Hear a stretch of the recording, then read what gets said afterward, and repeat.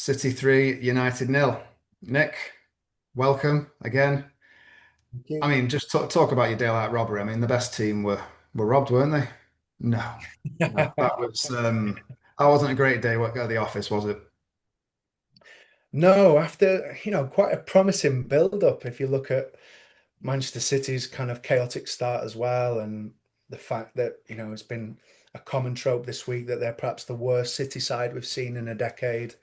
The positives that we saw in glimpses at Burnley or, versus Burnley, the opening game against Arsenal, of course. And you go into it and you think, yes, whilst there's some structural issues, there's some selection issues that Amarim's dealing with, rightly or wrongly. You think, we'll give City a go here. You look at the result last season at the same ground, and you go into it positive that you can get a good result. And of course, what we've seen today is completely the opposite, and very disheartened as I know you are, Steve. So really, really tough watch that, wasn't it? It was, especially given I actually thought, I don't know if you agree, I thought we started fairly bright just before the first goal. There were probably two or three good transitions that were really quite promising, but then they broke down or the wrong final pass was chosen. It seemed to promise quite a lot early on, but then Yeah, obviously the absolutely. score and it just seemed to change the game a little bit. You can see the onus on the very first attack that we make. Actually, it's the first attack in the game. I think it's just no, it's just after Haaland's chance in the first 20 seconds. So it's in the first minute. We've got the ball now. We've played out. Comes into the middle third, and all of a sudden we've launched the ball. Sesko's done absolutely brilliantly to hold off the challenge, flicked it through where Brian and Boomer was, and just to the right of him in his right 10 position. But as Sesko's jumping, Mbumo's come round the centre and just again, yeah, no idea why. These are little moments that the changing, the closing doors moments, and so real positive intent from the very beginning. Wins that head. It's the perfect knockdown, and Mbumo's decided to come inside. So, and that was the kind of rhythm of the play in the first 15, 20 minutes, as you've alluded to. We knew that we'd go direct. We're not going to go and try and outplay a Pep Guardiola team, and that's been the kind of modus of Amorim so far this season. We're getting the ball into Bruno. Bruno's going on the big diagonal, and we're coming in obviously with the left and right tens, and either crossing it too soon or finding the wrong pass, as you said. And I think that's the frustration. But you know, you can look at that both ways. Is that a positive or a negative? You could say it's a positive in that we've started on the front foot again, very similar to the Arsenal game, very similar to the Fulham game. We've had a little control, or certainly territorial control. We've got into their final third, and the decisions have been poor. And then you've got to ask, why is that? Why were we so contained so easily with those crosses in? One springs to mind, the Mazraoui cross. Sesko's made the near post run, which was the right run. Mazraoui's gone deep to, 5'4" or whatever he is, Ahmad at the far post. And you've got to then wonder why that instruction has been made, or certainly the instruction to get to that point. And then obviously it's the player's decision to as to where the final ball goes. But so you can look at it both ways, but some positives for sure. And then all of a sudden we just retreat, and yeah, they overload us in the areas we knew they'd overload us. I mean, I'll completely contradict myself here because I've just said obviously the first goal was a bit of a game changer or changed United's approach a little bit. Wasn't really the case, was it? It was more the second goal that just prompted just a pretty dreadful, probably 20-minute spell. Because prior at the start of the second half, again, probably bossed the first 5 minutes of it. I don't think City really had the ball from a throw in. Then suddenly they just cut a straight line through us. And I don't know. To me, it felt like we lost our heads a little bit after that second goal. Yeah, absolutely lost our heads, and I think that's the most damaging thing that comes out of today.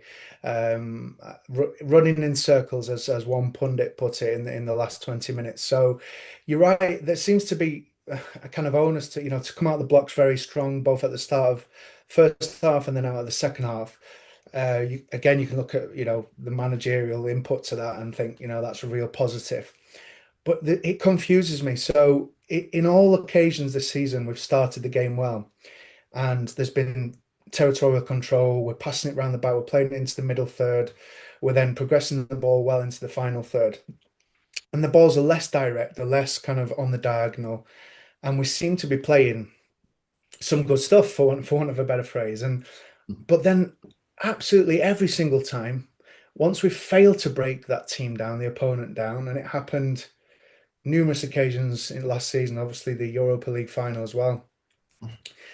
We then somehow, it's not a retreat, it's not a physical retreat, it's a mental retreat, it's a decision then, and I don't know whether this comes from the side, to not continue to enforce our standards, enforce our principles of play, and our um, taking the ball and playing possession based game, trying to force patterns, trying to up round and in.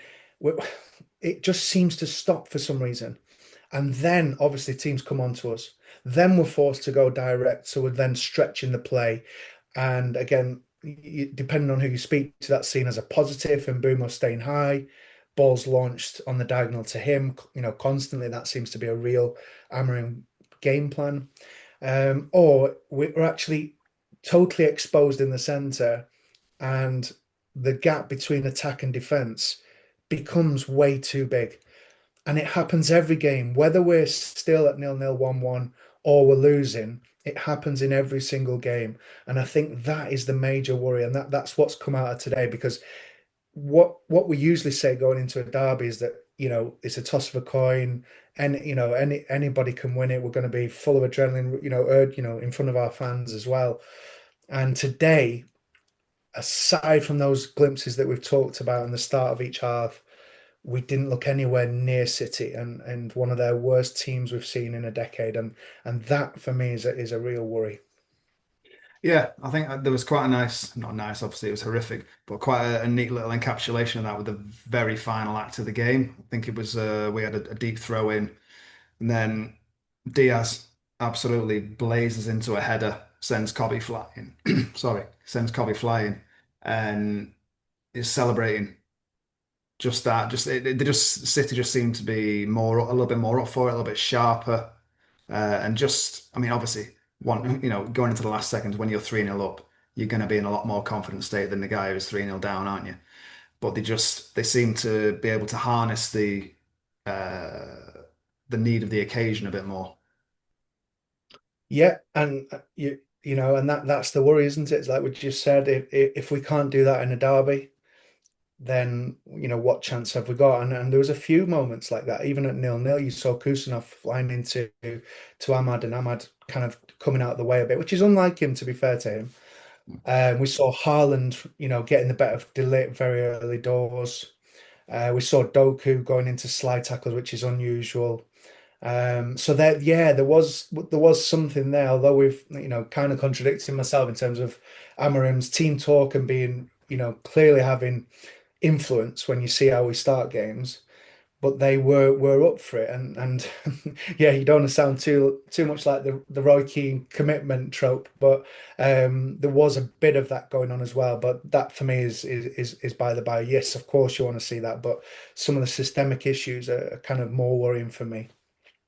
Okay, and just to finish up with by scrambling around for some positives, I thought Cobby looked decent when he came on. Uh, literally rolled up his sleeves, got into it, showed some nice touches. Beyond that, anyone else grab your eye a little bit? Kobe, I totally agree with, and I'm sure we'll talk about whether he should have started the game or come on sooner. And I think, yeah, we're scraping the barrel, aren't we, for performances today? If you want to pull out Benjamin Šeško, I think he was quietly influential, certainly in the first half. He's brought a lot to the table that was clearly missing from our side in the last 24 months. It's a number nine that's very articulate. He's very clever in his movement, understands when to come deep, when to link the play, when to win the header and the flick on, and then when to make that movement, inside the penalty area, near post runs, etc. And yeah, although he's dealing with scraps after 30 minutes, I thought he was, yeah, he went under the radar in many ways, I guess. But I thought he's another one you could potentially shout out for putting in a positive performance. So that was, and really encouraging from him to start him, by the way, for all the negativity we're talking about this evening.